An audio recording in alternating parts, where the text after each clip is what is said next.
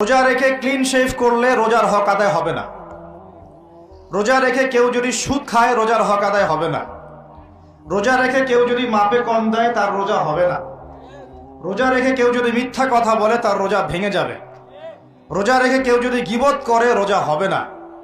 রোজা রেখে কেউ যদি বেনামাজি থাকে রোজা হবে না।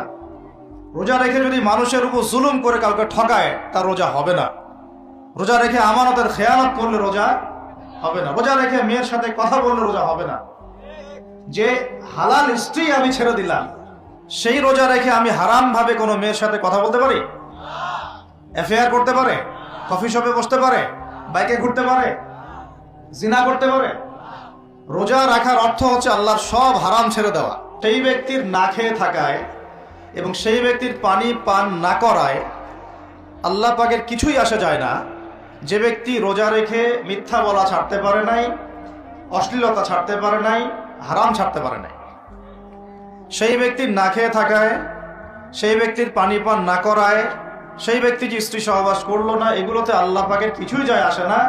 যে ব্যক্তি রোজা রেখে মিথ্যা বলল, অশ্লীলতা প্রদর্শন করলো, অথবা গীবত করলো, অথবা আল্লাহ পাকের কাবায়ের ফাওয়াহিশে লিপ্ত হলো,